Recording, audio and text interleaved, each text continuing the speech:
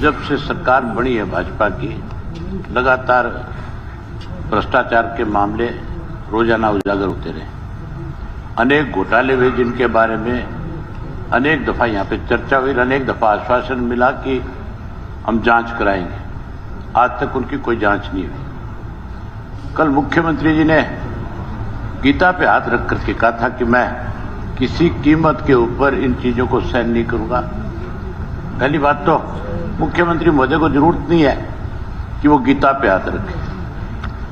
अगर कहीं भ्रष्टाचार हो रहा है और आपके सामने कोई मामले उजागर किए जा रहे हैं तो आपको केवल जांच का आदेश नहीं देना चाहिए। वो एक विशेष प्रसंग की बात कही थी हमारे काद्यान जी ने कि जो आदमी पकड़ा गया है एचपीएससी के जो ऑफिसर, और उसके फोन में चैटिंग है, उसमें किसी ऑफिसर का नाम है।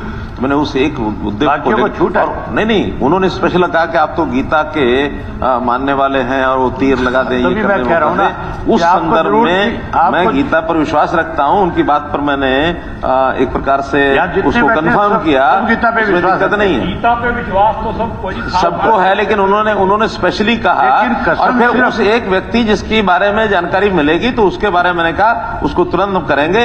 अब इसको एक जनरल संदर्भ में कहने की कोई आवश्यकता नहीं है। नहीं, गीता पे तो सिर्फ और सिर्फ हाथ वहां रख करके कसम खाई जाती है। जब कोर्ट के अंदर किसी आदमी को गवाही देनी होती है तब वो कहता है कि मैं सच के सिवाय कुछ नहीं बोलूंगा, और फिर झूठ बोलता है दबा के।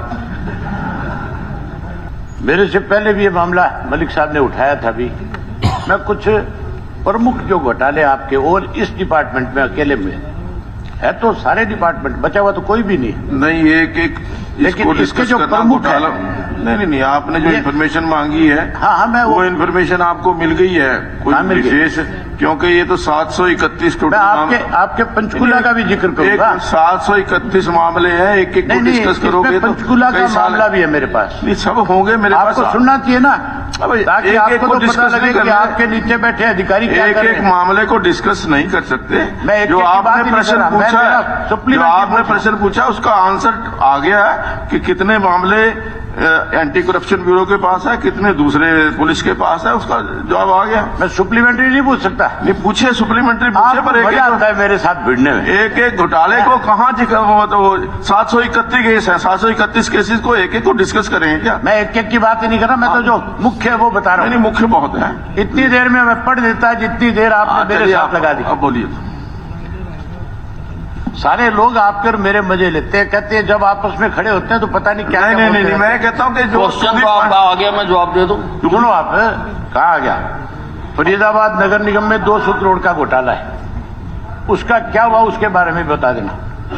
गुड़गांव नगर निगम में सॉलिड वेस्ट मैनेजमेंट, हेल्थ और सैनिटेशन, कूड़ा उठान पे संबंधित 100 करोड़ रुपए, 180 करोड़ का घोटाला है, उसके बारे में बताओ।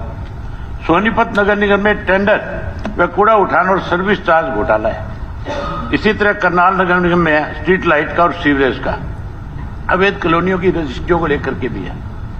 उसके अलावा पंचकूला नगर निगम में, ये आपके भी है,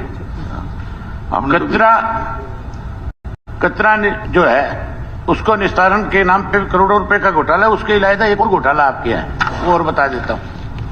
नगर निगम पंचकूला में मात्र एक पोस्ट थी, जो पंचकूला वाला उसको तो विजिलेंस जांच हमने करवाई है खुद। नहीं, मैं आपसे पूछना नहीं चाहता, मैं तो यहाँ पूछना चाहता हूँ। पंचकूला के अंदर मात्र एक प्रोजेक्ट अफसर की वैकेंसी थी, जिसके अगेंस्ट में आपने 25 भर्ती कर दी है। उसकी क्वालिफिकेशन भी जो रखी गई थी वो बीटेक रखी गई थी, बीटेक को इग्नोर कर दिया गया और डिप्लोमा धारक जो है 25 आदमी उसकी जगह भर्ती कर दिए गए। उन जिनको प्रोजेक्ट अफसर लगाने की बात थी उनको उस पोस्ट से हटा करके जेई की पोस्ट पे लगा दिया, डिप्लोमा वालों को जो है, और 25 को वहां लगा दिया जहां 13 पहले से जो जूनियर इंजीनियर जो लगे हुए थे उनको वहां से ट्रांसफर कर दिया और उनकी जगह भर्ती कर दिया। उनमें एक आपका रिश्तेदार भी है ना? कोई भी हो सकता है, है ना? क्वालिफिकेशन पूरी करेगा तो कोई भी हो सकता है। बिना खर्ची की बात कर रहा हूं, कोई भी हो सकता है। अपने लोगों को एडजस्ट करने के लिए किस तरह से लोगों को ट्रांसफर कर दिया जाता है, और ट्रांसफर करके खाली पोस्ट करके फिर उनके लिए आपके रिश्तेदार सरकार के अंदर भिवानी नगर निगम में कराएगा। भिवानी नगर रिश्तेदार भी बहुत हो सकते हैं। भिवानी नगर परिषद के अंदर भी चेक और फर्जी रसीदें के नाम पे 3,83,57,000 रुपए का घोटाला हुआ। हिसार निगर निगम में आपके खुद के हल्के के अंदर मेन पावर मुहैया कराने वाली एजेंसी को लाखों रुपए जारी करके घोटाला किया गया। उसके इलायदा अंबाला नगर निगम आपके भी, जहां पे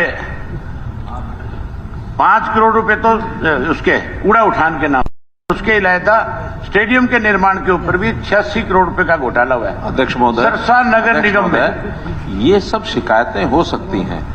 शिकायतें होने के बाद उसके खिलाफ एफआईआर लिखी जाती है, वो अंडर ट्रायल है, तो ये पूछ रहे हैं भी इसमें कौन सी जांच हुई है? कोई चीज शिकायत में आई है और उसको हम ये मान लेंगे कि घोटाला हो गया, ये घोटाला हो गया, ये घोटाला हो गया, फिर तो ये 1000 शिकायतें हैं। 1000 शिकायतों में अगर सबके सब आप तो जो मुख्य है जो हुए हैं उनके बारे में जिनकी आपने एफआईआर कर ली, सैद्धांतिक बात बता रहा हूँ। सैद्धांतिक बात यह है कि शिकायत कोई करता है, उसकी एक एफआईआर होती है, एफआईआर होने के बाद उसकी इन्वेस्टिगेशन होती है, उसका ट्रायल होता है, उसका रिजल्ट क्या निकला वो कोई रिजल्ट के बारे में बताएंगे, इसका रिजल्ट निकला, उसके बारे में कोई बात होगी तो आगे किसी प्रश्न पर उत्तर हो सकता है। वरना ये जो इन्वेस्टिगेशन के अंतर्गत हैं वो एक पढ़ना शुरू करें तो 1100 हैं, और 1100 अगर ये मान ले कि सारी सच हो गई है तो सच हो गई तो उनके खिलाफ कार्रवाई होगी।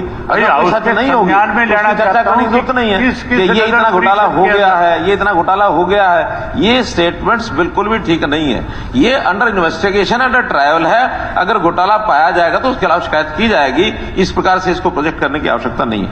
नहीं, आवश्यकता क्यों नहीं है? चलिए, अगर कहीं घोटाले हुए हैं तो बताए जाएंगे। धन्यवाद अभय जी।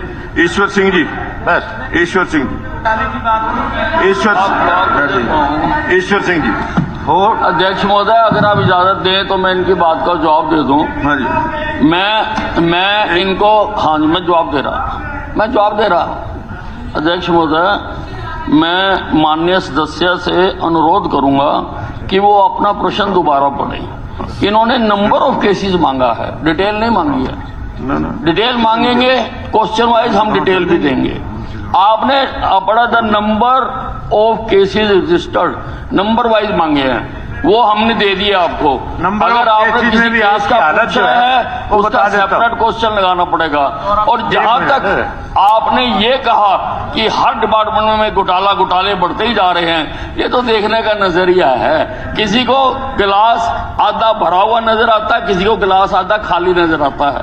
पुराने समय में ये केस पकड़े नहीं जाते थे, हम पूरी ताकत लगाकर इनको पकड़ने की कोशिश कर रहे हैं।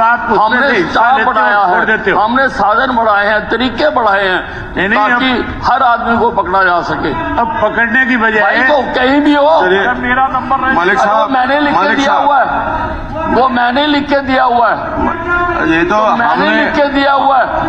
अरे भाई, मैंने लिख के दिया हुआ, वो मैंने लिख के दिया हुआ है। अरे मैंने ही कराई है, अरे मैंने कराई है, मैंने ही कराई है। जो आप ऐसे मंत्री जी को बिठाया जाए। मेरी बात सुनिए, आप ऐसे ही कोई बात नहीं कह सकते। आप डिटेल मांगते, हम डिटेल देते। आपने नंबर मांगे, हमने नंबर दे दिया, नंबर सबके सामने आ गया, हमने कॉम्प्रिहेंसिव रिप्लाई दी है। आप ऐसे एक एक केस का पूछने लगोगे तो कैसे बताया जा सकता है? आप उसकी प्रायर सूचना दो, हम उनके भी उत्तर देंगे। मतलब बताने की जरूरत ही नहीं है, आप तो हिस्सा लेते और छोड़ देते। अभय जी हो गया। ईश्वर सिंह जी। Please, sir. हाँ जी, 5-3. Answer is laid on the floor of the House.